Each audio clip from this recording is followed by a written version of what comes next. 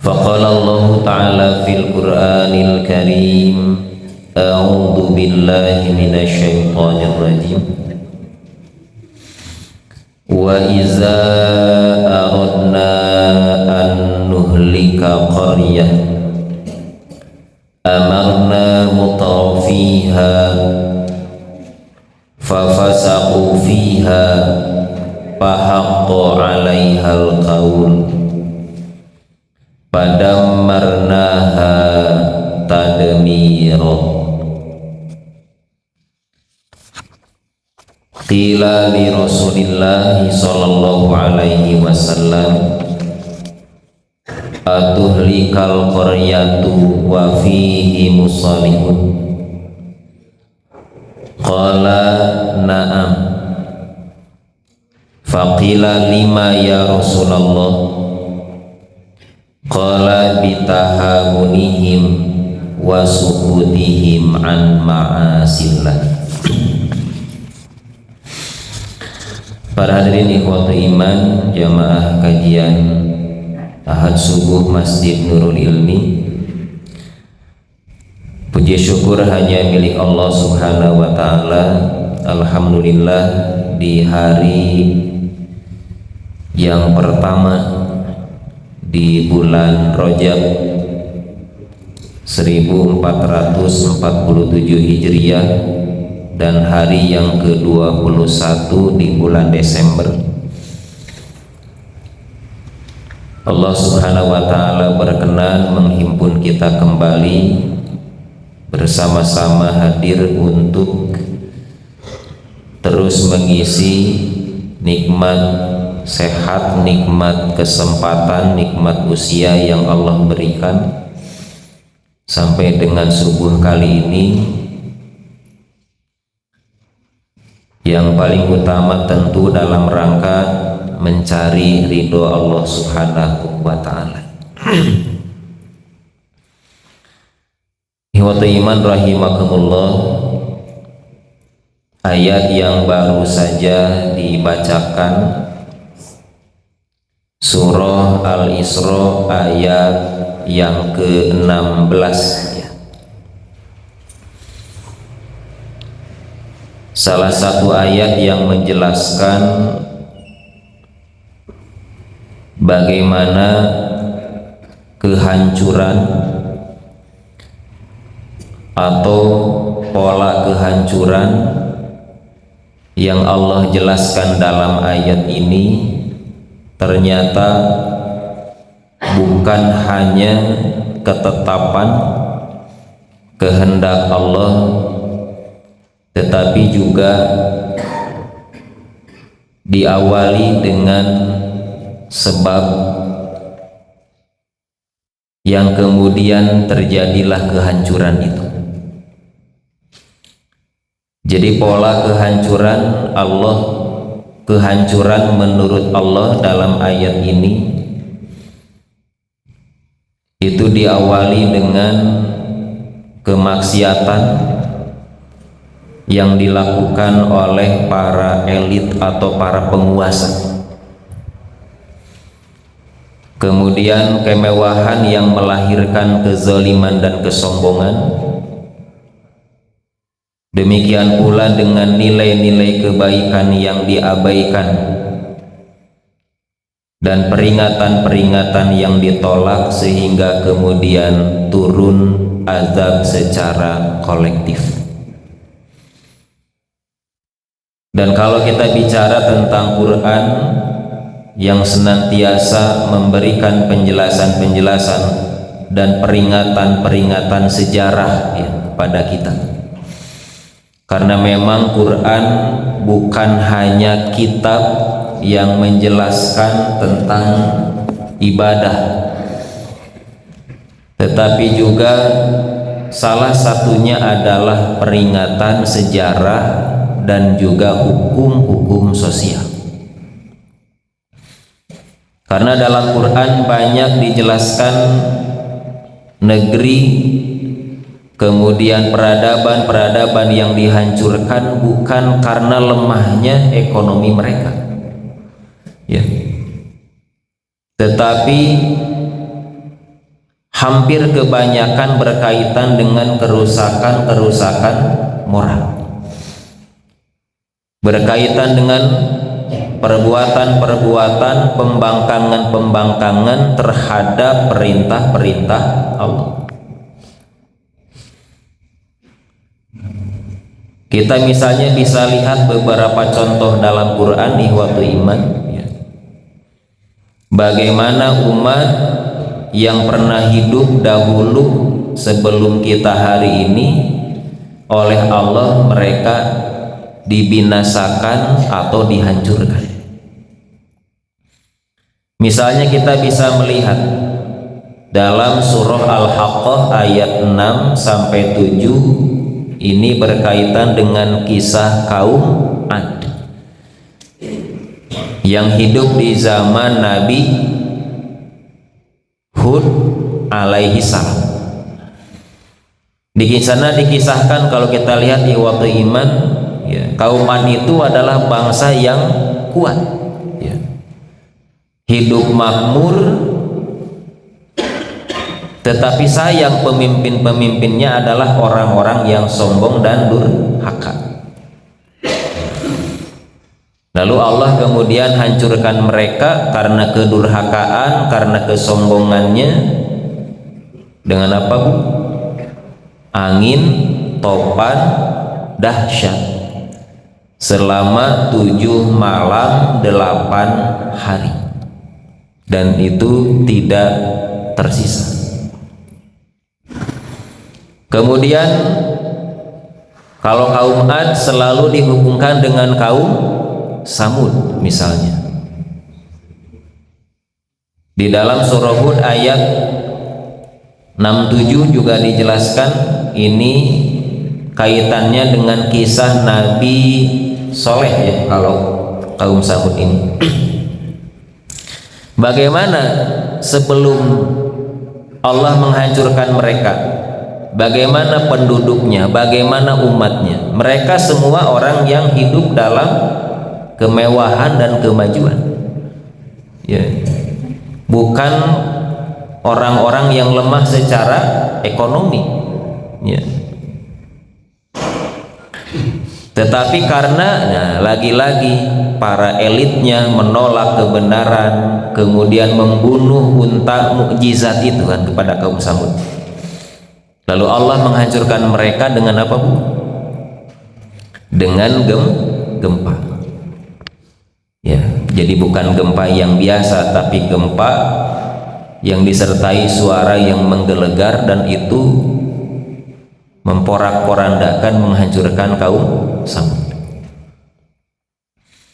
Atau kalau yang juga sangat terkenal dalam sejarah, ya, Allah bagaimana menceritakan kisah Nabi Lut alaihis salam, ya, di dalam Al-A'raf ayat 80 sampai 84, ya, Allah mengisahkan kenapa kaum Lut ini sampai diazab, sampai dihancurkan. Kunaon, Bu, dihancurkan? Negerinya dibalik dan dihujani batu dari langit. Jadi ditangkupkan, gitu ya. Lalu dari atas mereka dihujani dengan batu. Itu Allah jelaskan dalam surah Al-A'raf 80-84. Kenapa terjadi? Karena kemaksiatan, ya, kemaksiatan yang dijadikan budaya. Kemudian juga para pembesarnya, para penguasanya, para elitnya bukan melakukan amar ma'ruf nahi munkar kalau sekarang, tapi justru mereka malah membela kemungkaran itu. Maka kemudian Allah menghancurkan mereka dengan dibenamkan atau dibalik bumi itu. Fir'aun, kumaha, Bu? ditenggelamkan di lautan merah. Kunaon tah? Bukan karena lemah secara ekonomi, tetapi karena berkaitan kembali dengan penguasa yang zalim, ya, di mana mereka Allah berikan kemajuan hidup secara mewah, tetapi ada kemaksiatan yang sangat besar, ya, ada penindasan di sana secara sistematis, lalu kemudian Allah menenggelamkan Fir'aun, ya, di lautan merah itu. Di zaman Nabi Shu'aib alaihi salam, surah Hud ayat 94, penduduk Madian, ya, secara ekonomi mereka elit tapi banyak melakukan kecurangan, ya, menolak peringatan, kemudian meremehkan hukum-hukum Allah. Bentuk kehancurannya adalah dengan gempa dan azab yang panas. Jadi pola-pola kehancuran dalam Quran ini itu selalu diawali oleh perilaku-perilaku manusianya. Jadi tidak serta-merta Allah mendatangkan bencana atau azab, ya, yang dimaksud bencana di sini, bencana sebagai azab, tetapi akan selalu berpola kepada perbuatan-perbuatan manusia yang ada di negeri itu. Nah, sama dengan apa yang Allah jelaskan dalam ayat tadi, hiwatu iman.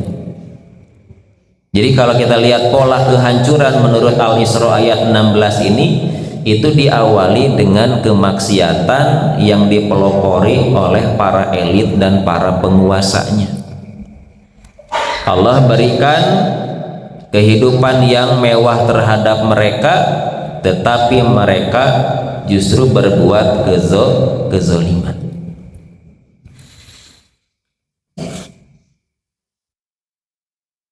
Karena itu, kalau kita melihat pendapat-pendapat yang disampaikan oleh para ulama, biasanya kehancuran itu selalu diawali oleh rusaknya para pemimpin, ya, dan orang-orang yang kaya, lalu mereka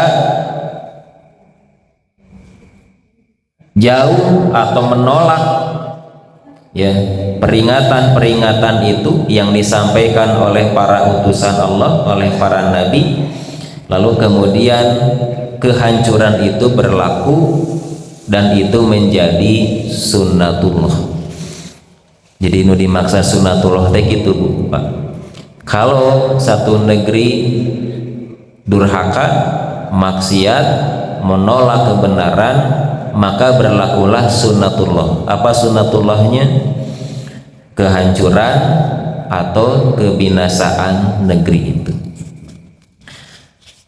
Nah, maka dalam surat tadi, ihwatu iman, ya, kita akan lihat sebab kehancuran satu negeri dalam perspektif Al-Quran, surah Al-Isra ayat ke-16.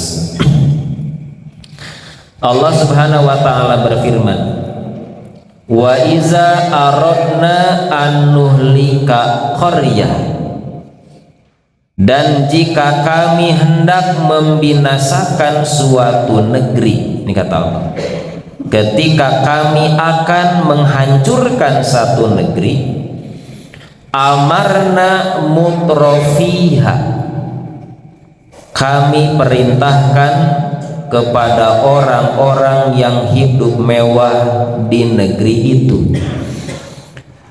Jadi sekali lagi, bukan, tidak ada kaitan dengan umat-umat yang tertindas begitu, tidak. Rata-rata mereka adalah orang-orang yang punya peradaban, ya, punya kemajuan yang hebat. Maka Allah mengatakan, jika kami membinasakan satu negeri, kami perintahkan dulu kepada siapa? Kepada orang-orang yang hidup di negeri itu, ya, atau orang-orang yang hidup mewah di negeri itu untuk apa?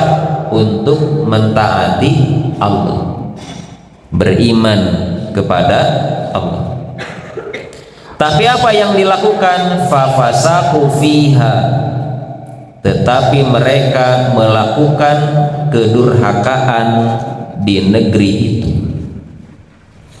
Jadi diperintahkan beriman, taat kepada Allah, justru yang dilakukan adalah perbuatan-perbuatan durhaka. Maka Allah mengatakan fahaqqa 'alaihal qaul, maka sudah sepantasnya berlaku terhadapnya perkataan. Menurut para ahli tafsir, perkataan itu artinya ketetapan. Jadi tong disalahkeun lamun Allah kemudian mendatangkan ketetapannya, ya menurut itu ya sunnatullah teh, kehancuran, kebinasaan dengan berbagai macam keadaan itu karena mereka melakukan pembangkangan, melakukan kedurhakaan. Bahkan Allah mengatakan jika Allah kemudian mendatangkan, ya, atau memberlakukan ketetapannya itu pada marnaha tadmiro, kemudian kami hancurkan negeri itu tadmiro, dengan sehancur-hancurnya. Jadi ulah nyalahkeun Allah kalau kemudian dihancurkan. Kenapa? Karena kembali kepada perilaku manusianya, tidak mau iman, tidak mau taat, bahkan diawali oleh para penguasanya, para pemimpinnya.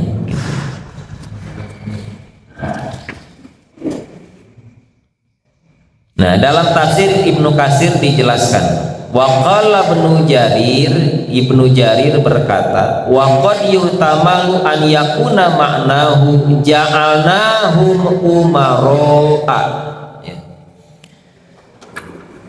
Ada kemungkinan maknanya adalah kami menjadikan mereka sebagai umaro. Apa umaro itu?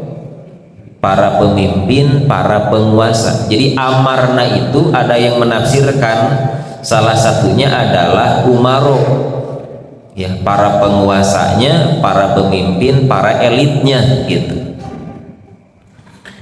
Qultu, ya, kata Ibnu Katsir, innama yaji'u hadza ala qiraati man qara'a amarna mutrofiha. Penafsiran ini muncul berdasarkan kiroat, ya, atau bacaan mereka yang membaca amarna mutrofiha. Kan kalau dalam ayat nama tidak pakai tasydid, ya. Wa iza aradna an nuhlika qaryah amarna, tidak pakai tasydid.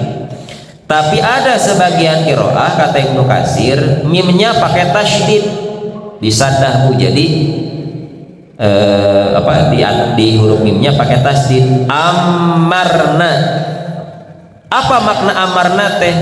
Yang dimaksud adalah para penguasanya atau umaroknya, para pemimpinnya. Kami jadikan para pemimpinnya, para umaroknya, para penguasanya. Qala Ali bin Tolhata, Ali bin Tolha berkata dari Ibnu Abbas, amarna mutrofiha fafasaku fiha. Nah, maka ya amarna mutrofiha fafasaku fiha itu adalah salabna asyroroha faasau fiha. Bahwa yang dimaksud adalah kami jadikan orang-orang jahat di negeri itu berkuasa. Jadi nujara rahatna, orang-orang yang, ya gitu tahu, ya, yang jauh dari keimanan ketakwaan diberikan atau diberikan tanggung jawab sebagai pemimpin, sebagai penguasa. Maka apa yang terjadi? Fa'asau fiha, lalu mereka berbuat maksiat di negeri tersebut. Bisa dibayangkan Bu ya, kalau yang membuat kerusakannya atau perbuatan maksiatnya dilakukan oleh para pemimpin ya, oleh para penguasa, oleh para elitnya, apa yang terjadi? Lamun rakyat butuh makan ya, nebang misalnya pohon nu ditebang sakumaha Bu, paling ke hiji dua gitunya. Tapi kalau yang melakukannya para penguasanya,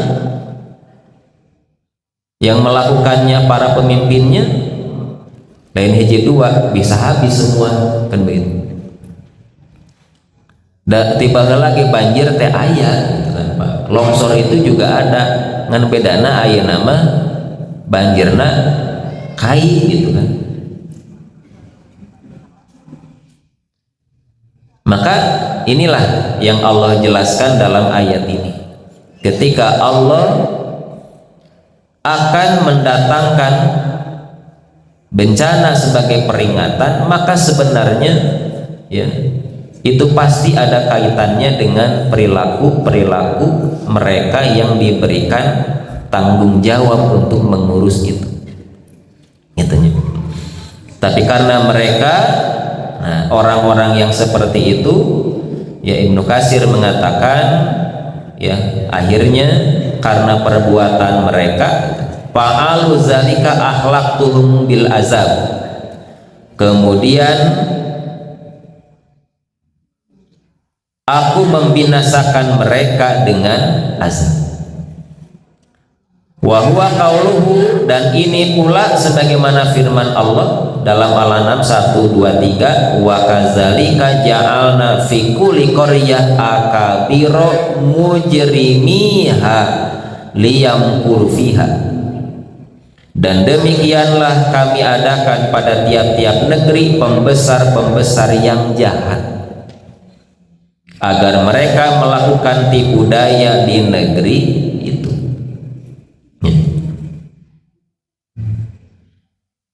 Makanya para ulama mengatakan kemaksiatan yang dilakukan itu salah satunya adalah perbuatan yang merusak. Jadi kalau disebut kemaksiatan tidak hanya berkaitan dengan menyekutukan Allah misalnya, atau menduakan Allah, tapi perbuatan merusak itu juga dikategorikan sebagai perbuatan maksiat gitu. Kemudian Abul Aliyah Mujahid Ar-Rabi bin Anas Al-Aufi dari Ibnu Abbas mengatakan ayat tadi ya, yaqulu aksarna adadahum, yaitu kami perbanyak jumlah mereka ya, kami perbanyak jumlah mereka. Demikian pula Ikrimah, Hasan, Al-Dhahak, Qatadah dari Malik, dari Az-Zuhri mengatakan amarna mutrafiha aksarna, ya kami perbanyak jumlah mereka yang mendapatkan kemewahan itu. Anu ngarusakna itu nukena dampakna sahabu semua orang secara kolektif. Sehingga tadi apa? Tidak semua orang yang terkena atau terdampak itu mereka yang melakukan kerusakan atau mereka yang berbuat durhaka. Selalu ada di sana orang-orang yang tidak berdosa, orang-orang yang soleh atau ahli ibadah, tapi juga mereka terkena atau terdampak dengan musibah atau bencana yang terjadi di tempat itu ya. Dari bencana alam apa tidak mengenal siapa yang beriman, siapa yang tidak, siapa yang taat, siapa yang maksiat gitu ya. Pasti semuanya akan terkena atau terdampak dengan dengan bencana yang terjadi di tempat itu, dan bisa jadi mereka menjadi korban. Ya, makanya kan Nabi seringkali menjelaskan dalam beberapa hadis yang disebut dengan, ada pertanyaan para sahabat, Rasulullah, siapakah orang yang disebut dengan syuhada, orang-orang yang mati syahid itu? Ya, ternyata bukan hanya yang meninggal di medan jihad, kan gitu. Bukan hanya yang ikut berperang saja. Sebab kalau yang disebut dengan para syuhada, orang yang gugur di medan jihad, ya, maka kata para sahabat berarti jumlahnya hanya sedikit. Bukan orang kita pernah ngilu perang, ya, kapan ada perang gitu kan? Di zaman ayeuna gitu, dalam arti seperti perang-perang dulu yang dilakukan oleh Nabi dan para sahabat. Atau berarti mual aya syuhada atau para syahid. Nah, maka Nabi kemudian menyebutkan asyahidu, orang yang mati syahid di antara umatku, dan Nabi menyebut satu persatu. Ya, diantaranya mereka yang tenggelam, kemudian karena penyakit dan lain sebagainya, sehingga kalaupun mereka terdampak menjadi korban tentu tidak sia-sia, tapi mereka meninggal dalam kesyahidan atau dalam keadaan orang yang mati syahid. Walaupun nanti ada keterkaitan seberapa besar peran kita di sana gitu. Ya, jadi di bahasa Nabi hadis tadi mah kan ada pertanyaan sahabat, wahai Rasul, mungkinkah satu negeri dihancurkan padahal di sana masih ada orang yang soleh, orang-orang yang taat, ahli ibadah, ahli masjid gitulah. Mungkinkah bencana itu terjadi di tempat itu? Apa kata Nabi Bu?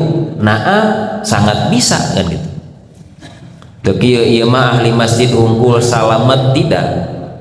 Ya, sama kata Nabi bisa terjadi. Nah, maka nanti apa penyebabnya? Nah, Nabi tadi menyebutkan ada dua, bitahawunihim wa sukutihim an ma'asillah. Berarti amar ma'ruf nahi munkar itu juga harus terus dilakukan sebisa mungkin gitu. Ya. Kemudian yang kedua, Nabi pernah mengatakan, ya, khairu malimri'in lahu muhratun ma'muratun aw sikatun ma'buratun. Sebaik-baik harta seseorang buat dirinya sendiri adalah apa Bu? Induk kuda betina yang produktif atau banyak anaknya. Nanti rendai gitu cek orang banyak yang banyak nanti beranaknya banyak, ya. Jadi si kudanya itu produktif gitu. Au sikatun ma'buron, atau kebun kurma yang terawat dan berbuah. Ini kata Nabi, sebaik-baik harta seseorang kalau itu hewan yang bisa beranak banyak, ya, atau kalau itu pertanian yang terawat dan bisa berbuah lebat, gitu. Lalu kemudian ada penjelasan, ya, al-ma'muro, ya, tadi disebutkan muhratun ma'muro, kuda yang produktif gitu. Apa makmuroh itu? Kasirotun nasli, ya, yaitu kuda yang apa Bu? Banyak keturunannya, ya. Ya kan, dengan banyak anaknya, semakin banyak berarti semakin ya mendatangkan keuntungan begitu, ya. Sedangkan asika at-tariqatul mustafah minan nakhli adalah barisan atau deretan pohon kurma yang tersusun atau tertanam secara rapi, ya. Jadi salah satu yang akan mendatangkan keuntungan bagi seseorang. Nabi tadi menyebutkan dua, muhroh mahmuroh dengan asikah makburoh. Naon sikah teh? Kalau kaitan dengan pohon tanaman, dia tersusun secara rapi, tertanam secara baik. Hararejo ngecek urang mah kitu punya, di tempat yang luas tertanam secara rapi itu. Nah, naon we lah bentuk tanamannya, itu yang akan mendatangkan, kata Nabi, khairu mali mri'in, sebaik-baik harta seseorang. Ma'buroh, apa ma'buroh itu? Itu asal dari kata takbir, yakni penyerbukan atau perkawinan pohon kurma itu. Jadi pohon yang subur, yang juga ditanam secara rapi, tersusun rapi di warna mangberenggu sehingga kebunnya tinggal rapi dan seperti itulah ya, jadi tertanami secara baik. Wa qala ba'dhum inna majahata mutanasiban, sesungguhnya pola kata ini datang dalam bentuk yang selaras, tanasub ya. Kakauli, sebagaimana sabda Nabi, ma'zuratin ghairu ma'juratin ya, hampir miripnya. Ma'zur dengan ma'jur itu berbeda. Kalau ma'zur pakai zai itu artinya yang rimbun ya. Kalau ma'jurat itu tidak dipangkas, atau juga ada yang menafsirkan yang mendapatkan dosa bukan mendapatkan pahala. Jadi kalau ma'zur dosa, kalau ma'jur berpahala. Atau kalau ada juga yang mengartikan kalau ma'zur rindang rimbun, kalau ma'jur itu tidak dipangkas gitu. Jadi Nabi mengatakan ini salah satu ya kebaikan bagi seseorang ya ketika dia memiliki tadi teh kuda ya, kuda betina yang produktif atau tanaman yang terawat dan berbuah. Nah, kemudian fahaqqa alaihal qaul, sudah sepantasnya berlaku terhadapnya perkataan. Apa perkataan teh? Wa'idullah lahalazi qalahu rasuluh, adalah ancaman Allah bagi negeri tersebut yang telah disampaikan oleh rasul-rasul mereka. Jadi tidak serta-merta cekurang mata ujug-ujug bencana atau azab itu datang, tetapi selalu ada peringatan-peringatan terlebih dahulu. Wa tadmir, sedangkan tadmir al-ihlaku ma'atomsil asari wa hadmil bina. Sedangkan tadmir adalah ya, penghancuran dengan sehancur-hancurnya, dalam arti membinasakan disertai dengan penghapusan jejak-jejaknya sampai tidak berbekas lagi. Wa hadmil bina, dan peruntuhan bangunan-bangunannya atau merobohkan struktur dari bangunan-bangunan itu. Makanya disebutnya kan bukan bencana biasa tapi azab. Jadi geus moal aya nu nyesak ya, kalau bangunan pasti roboh sampai tidak ada bangunan yang tersisa. Itu yang disebut dengan tadmir. Maka tadi Allah mengatakan dua kali, pada marnaha tadmiro, kami hancurkan negeri itu dengan sehancur-hancurnya. Ya lamun aya nu salamet lain azab.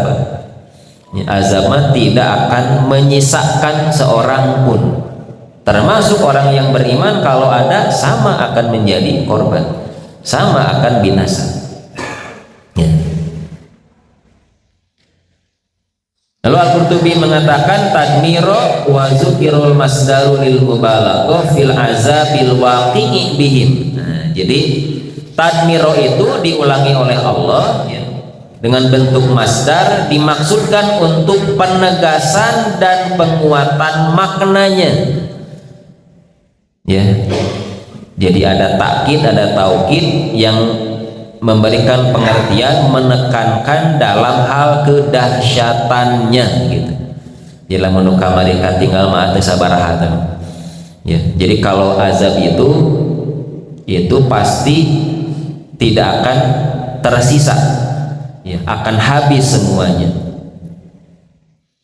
Nah, wa annal ma'asiya, nah ini kata Ibnu Al-Qurtubi, dan bahwasanya perbuatan maksiat itu, ya, jadi ayat ini mengandung pelajaran bahwa sesungguhnya kemaksiatan itu iza dhaharat, apabila telah tampak secara nyata, terang-terangan, dibiarkan, walam tughayyar, dan tidak diubah atau dicegah, ya, kanat sababan lihalakil jami, maka ini menjadi sebab kebinasaan seluruh masyarakat secara kolektif.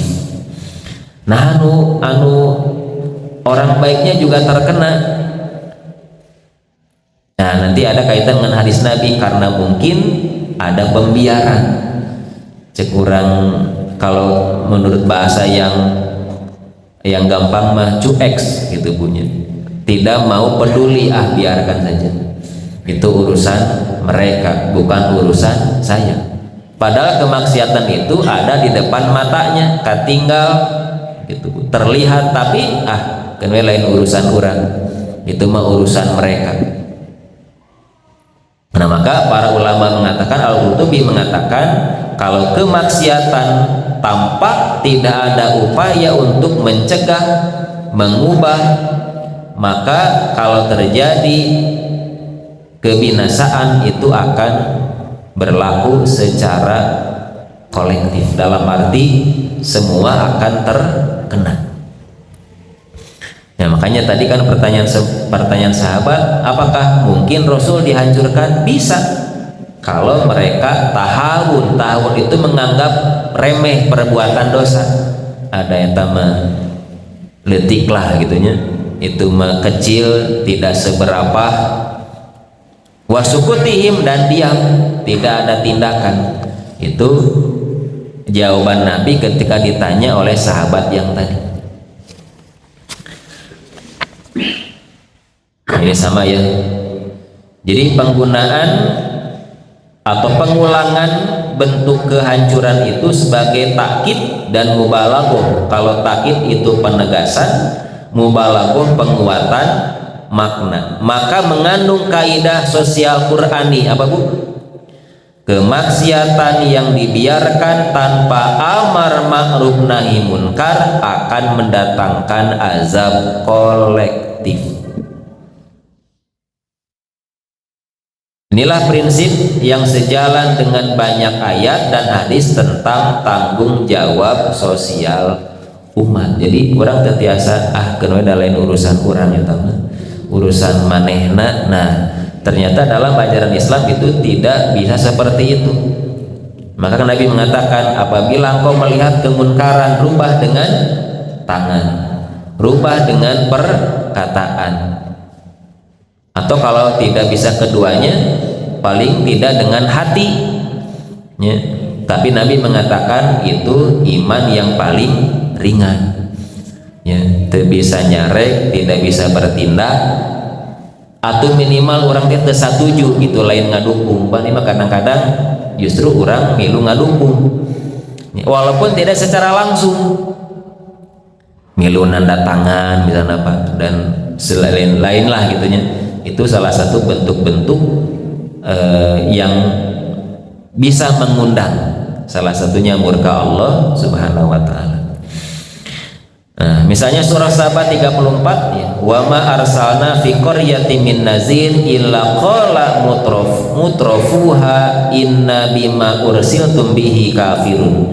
Kami tidak mengutus kepada satu negeri seorang pemberi peringatan pun, melainkan orang-orang yang hidup mewah di negeri itu berkata, kami mengingkari apa yang kamu diutus untuk menyampaikannya, menolak, tidak menerima ya mengingkari utusan-utusan Allah. Jadi tong disalahkan, jangan menyalahkan Allah.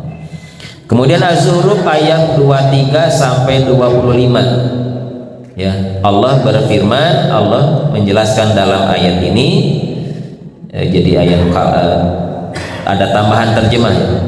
Dan demikianlah kami tidak mengutus sebelum kami seorang pemberi peringatan pun dalam satu negeri, melainkan orang-orang yang hidup mewah di negeri itu berkata, sesungguhnya kami mendapati bapak-bapak kami menganut satu agama, dan sesungguhnya kami adalah pengikut jejak-jejak mereka.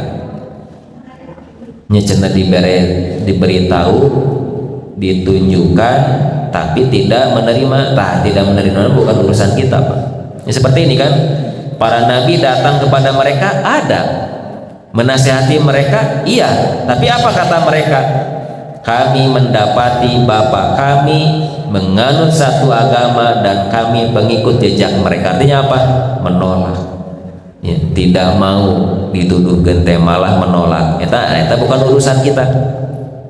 Karena amar ma'ruf nahi munkar ya sebatas kita menyampaikan. Nabi hanya menyampaikan, diikuti tidak itu urusan dia gitu. Tapi ada tidak kemauan seseorang untuk memberitahu gitu kan, atau menasehati atau menyampaikan, kan diterima teu medalin urusan kurang kan, begitu Pak. Sama para rasul pun, apakah mereka menyampaikan? Sama menyampaikan, walaupun kebanyakan dari mereka menolak atau tidak mau menerima. Rasul itu berkata, nah, apakah kamu akan mengikuti juga sekalipun aku membawa untukmu agama yang lebih nyata, memberi petunjuk dari apa yang kamu dapati dari bapak-bapakmu itu ya.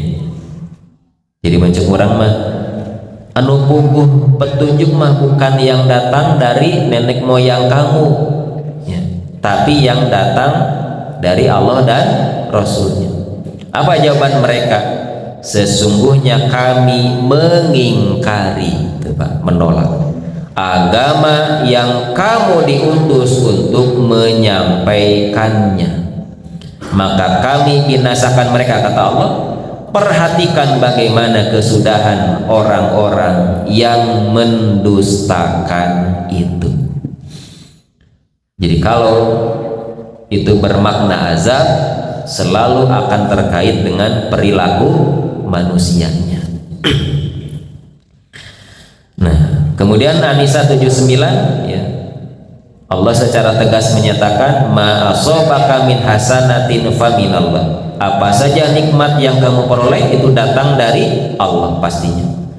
Wa ma asobaka min sayyi'ah, tapi apa saja bencana yang menimpamu, famin nafsika, maka dari kesalahan dirimu sendiri.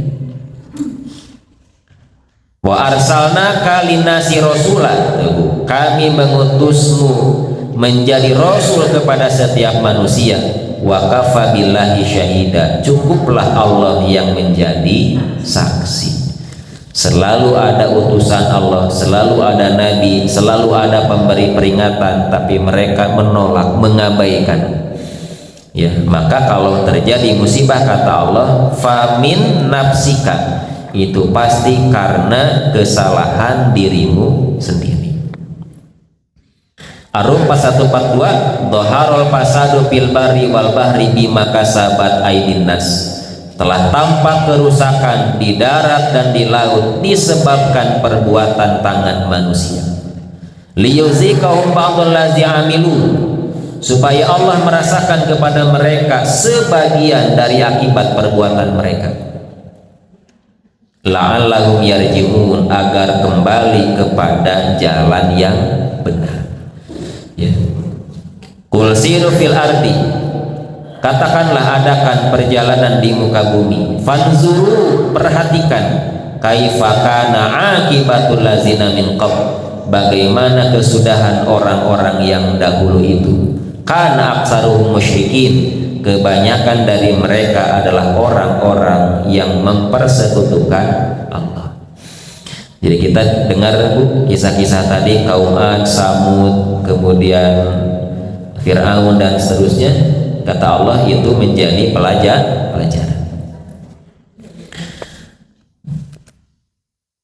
Al-A'raf 96-nya, nah, walau anna ahlal qura amanu wattaqau la fatahna alaihim barakatim minas samai wal ard. Jikalau sekiranya penduduk negeri-negeri beriman dan bertakwa, pastilah kami melimpahkan kepada mereka berkah dari langit dan bumi. Ya, boro-boro berkah, pan yang turun apa Bu? Azab. Kenapa?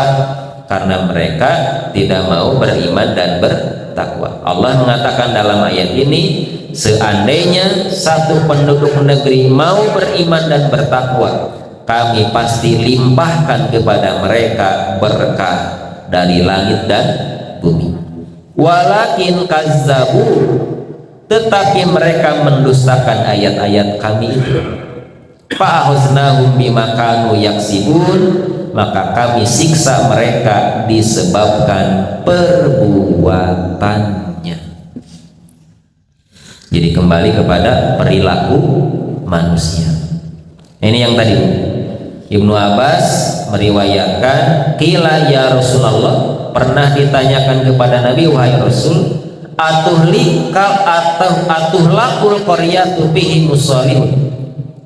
Wahai Rasul, apakah suatu negeri akan dibinasakan padahal di tengah-tengah mereka ada orang-orang yang soleh?